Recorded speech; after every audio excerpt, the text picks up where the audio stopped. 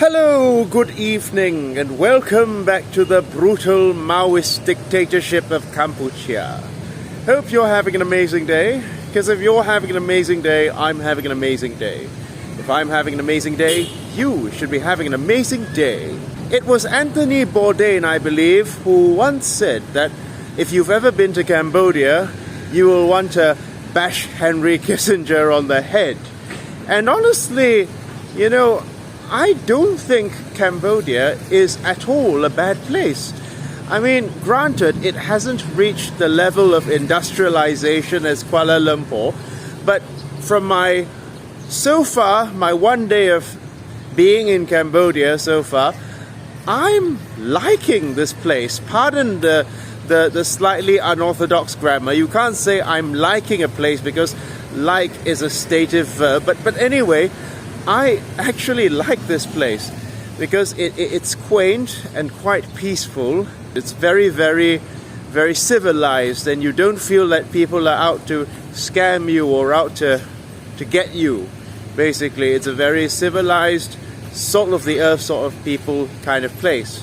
If you're a tourist, if I had to recommend coming to Southeast Asia, of course, I would say Cambodia is on the easy level. I would consider Cambodia to be an easy level sort of city because, it's not as complicated as Kuala Lumpur. Although I would highly recommend Kuala Lumpur, and it's not as seedy as Bangkok, so to speak. It was Tunku Abdul Rahman, I think, the first Prime Minister of Malaysia, who said, when you plant a seed, you have to give the seed time to grow. You can't force the seed to grow at an accelerated pace. So I would like Cambodia to develop, but I would like it to develop at its own pace, quite frankly. Because if you force development, you end up a most miserable and unhappy place like Kuala Lumpur or New York. But today's topic is going to be on the dogmatic Marxists. Let's go.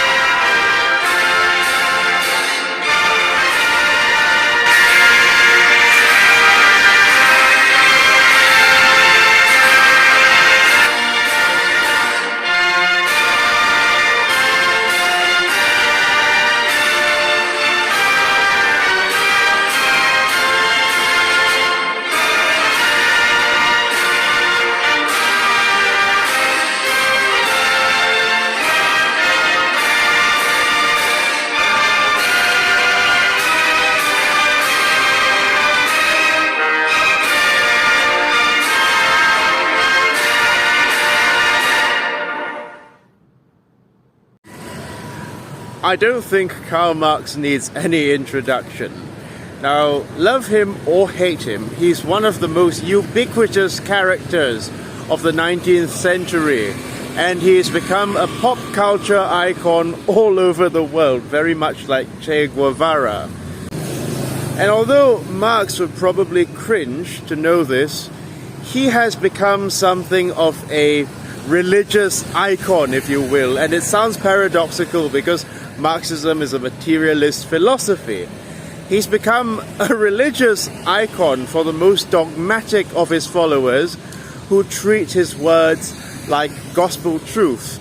And when you watch very, very ardent, zealous and dogmatic Marxists arguing, it is very similar to how these Catholics and these Protestants squabble over Christian theology, I've no doubt that they are very, very well versed in their Marxism, for sure, they've certainly read the important pieces of Marxist literature like the Communist Manifesto, Das Kapital, and so on and so forth. But the problem is, well, too often you'll find dogmatic Marxists who are basically, instead of focusing on the main goal at hand, which is actually to liberate the working class people from the shackles of capital, well, these people end up spending more time arguing over what Marx really meant. And, just like Marcus Aurelius said, stop arguing about what a good man should be one. I say stop arguing about what a good socialist should be one. Yeah, I'm really not joking when I say that Marxism has become something of a religion, because I decided to do a cheeky little litmus test by making a video entitled I Am Not a Marxist. And I knew that the title of this video was going to be provocative towards many of these dogmatic Marxists who basically see the world in terms of Karl Marx or the highway. Basically, if you're not a Marxist, you must be a national socialist. As if other forms of socialism don't exist, like, for example, Sun Yat-sen kind of socialism, or Buddhist socialism, or socialism of the Native American tribes who never have even encountered a word of Karl Marx. So there's certainly quite a bit of Western chauvinism going on with this dogmatic Marxism, the belief that the only way you can call yourself a true socialist is by being a Marxist.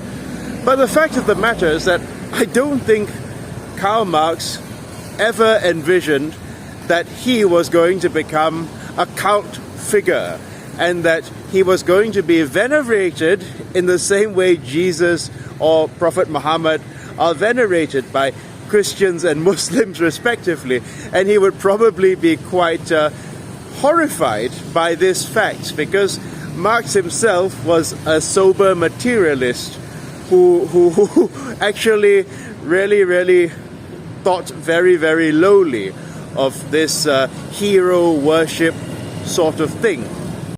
But when I say I'm not a Marxist, what I am saying is that I don't like pigeonholing myself into a narrow category. For example, I can agree with a lot of what the Bible says, but I wouldn't describe myself as a Christian, would I?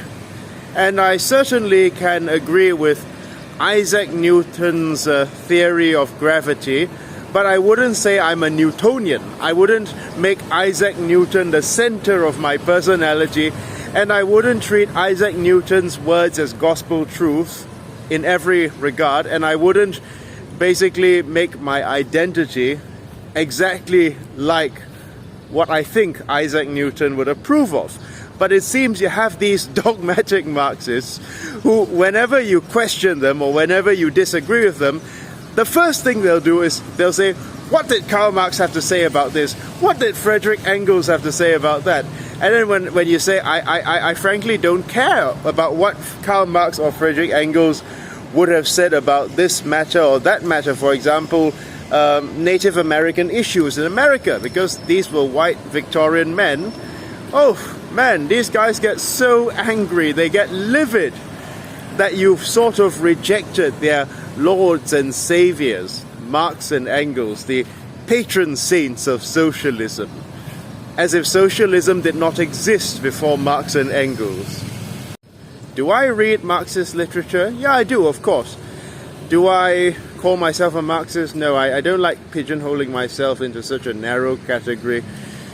But the point is that what has happened now, it seems, is that Marxism has become the foremost religion of the 21st century, and its adherents are unfortunately behaving like religious bigots, frankly. Like, oh, if you reject Marxism, or if you don't even reject Marxism, if you don't identify as a Marxist, you identify as a non-Marxian socialist, you should be viewed with suspicion, as if, everything Karl Marx said was gospel truth, and as if, his views wouldn't have been altered by changing material conditions or changing modes of production, or as if, Marxist views wouldn't be sort of like different in the 21st century.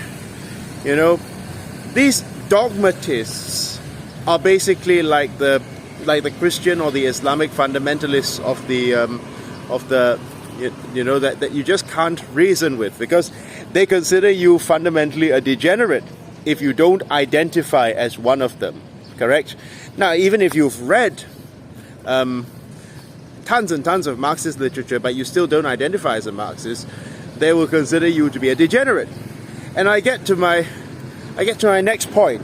Not only should we shun book worship, but we should also be willing and open-minded enough to work with other socialists who might not identify in the same way that we are, right? I'm a Confucian socialist.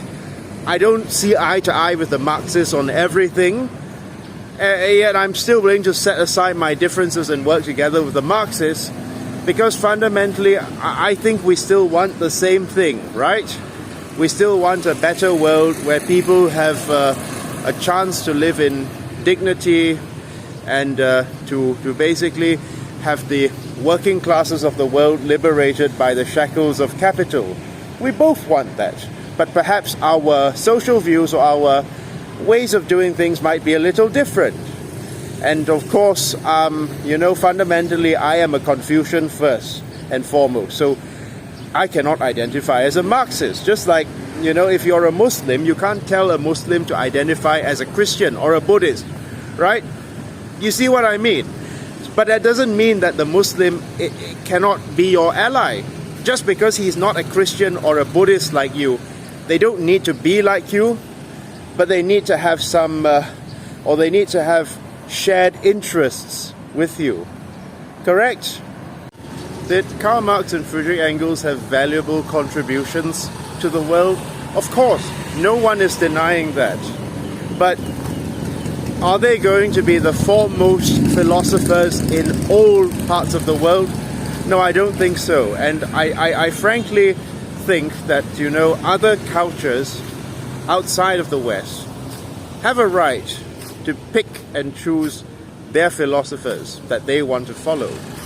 And it's not your place to dogmatically shove your heroes or your role models on people who may not feel that they need them, correct? So that's where we get in with the Marxist chauvinism and the Native American sovereignty issue, because the Marxists in America are saying, well, the Native Americans might not be Marxists. The Native American chiefs might not be Marxists. So how do we know that we can trust them to run America? And that's exactly what I mean by Marxist chauvinism.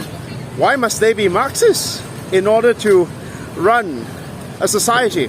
What makes you think that a Native American chief or an African tribal chief somewhere in sub-Saharan Africa knows less about running a society than Karl Marx? That's exactly what I mean by Marxist chauvinism, which is essentially Western chauvinism, basically. And the Marxists got so angry when I say, in Asia, our primary influences should still be Confucius and Buddha, because they are the backbone of Eastern society. And they called me an ethno-nationalist who cares about race and nation more than he does about progress. As if, I need a white European man in order to teach me about progress. As if I can't progress my society based on the teachings of Confucius or Buddha. Well, look, you do you, okay? But you can't call me a reactionary just because I think that we can achieve progress with or without Karl Marx. Because, frankly, this dogmatism, this Marxist dogmatism is basically, as I've said, becoming like a religious fundamentalist sort of cult. And it's frankly getting really, really, really annoying, because there are those of us who just want, to bring about better material conditions for the downtrodden. and then you constantly have these wreckers. Yes, I'm using the word that Midwestern Marx likes to use. Wreckers who are coming in and saying, you're getting socialism wrong because you're not following Marx to the letter, or you're getting socialism wrong because you need to learn about our Lord and Savior Karl Marx. How arrogant is that? Why can't people have their own forms of socialism, first of all? And even the Marxists themselves, yes, even the Marxists themselves cannot agree on exactly what Karl Marx was trying to say, because Karl Marx, unfortunately, was a very, very nebulous communicator from time to time. I mean, you can forget about Marx and Engels' Western chauvinism. Marx himself, like many other Western philosophers, were rather nebulous at what the message they were trying to get across was. Just like, religious texts that have been retranslated again and again and again over thousands of years, Marx's message is not 100% clear-cut as well. So even the dogmatic Marxists themselves, as I was saying, cannot agree on everything. But I find that all this armchair socialism has devolved into, people squabbling over theory and doing very little praxis.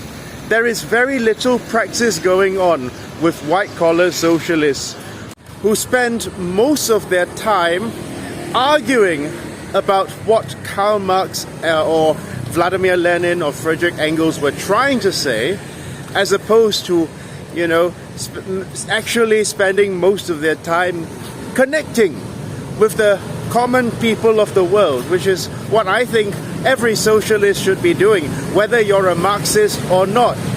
Because as a socialist, you care about social justice, right? So you should be concerned about what the common downtrodden people are going through.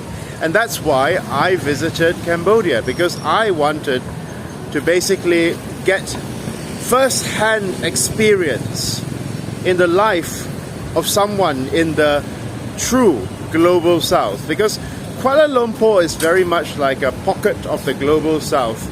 It's kind of like Shanghai in a way. You could say Kuala Lumpur is part of the global south because technically it's in Malaysia, but still it's quite a sequestered bourgeois little area. So I wanted to know what the day-to-day material conditions of the global south were. So I visited Cambodia, and tomorrow, well, I will be touring the area and basically getting to know the area much better. But the point is that these debate bros, if you want to call them debate bros, have basically turned Karl Marx, or they've turned socialism into a way to satisfy their own personal vanity in order to outman the other man. So they're not really concerned about helping the downtrodden people of the world. They're not really concerned about, setting aside little differences like, perhaps not everybody is a Marxist, and that's okay, in order to strive for a common goal. No, they're interested in being right. That's the whole perverse thing about this new cult of dogmatic socialism, or dogmatic Marxism, if you will, is that they've turned that German man who looks vaguely like Santa Claus into a religious symbol. And unfortunately, they very much like fundamentalist Christians and fundamentalist Muslims, seem to care a lot more about theory than they do practice. And don't get me wrong, of course theory is important when you want to know how you're going to run your society. But considering that we haven't achieved our socialist society yet, I don't think now is the time to be squabbling about theory. I think now is the time to get as many people to be as class conscious as possible, and to get as many people to be as socialist as possible. It doesn't matter whether they agree with you 100%. It doesn't matter whether they call themselves Marxists or not. But yeah, that's basically it. But I want to rectify something that, American reactionaries often say.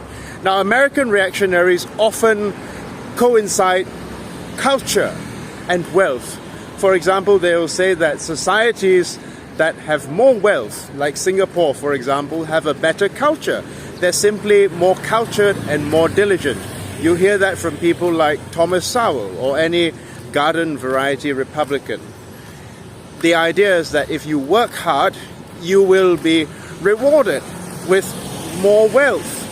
And so basically societies that do not have as much wealth are simply culturally deficient, and that basically fulfills their just world fantasy, the Calvinist view, if you will, of the American reactionary. Well, after seeing how hard people in Cambodia work, seeing them work from dawn to dusk, quite literally, working from 7 in the morning to 8 at night, there is no cultural deficiency in the global south. People in the global south work harder, they work longer, and they have much higher work ethic than many so-called culturally superior people in the global north. The problem is that the global north cannot get its boot heel off the global south. And that is why there is this disparity of wealth. Because demonizing the poor has always been a way for the reactionaries to justify their excesses. But let us get something very, very straight. There is no cultural problem in the global south. There is no cultural problem.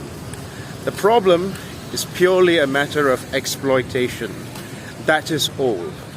The only reason the global south is this way, simply put, is because it has to be this way in order to ensure that the condescending reactionaries in the global north, like Thomas Sowell, get to enjoy their civilized standard of living.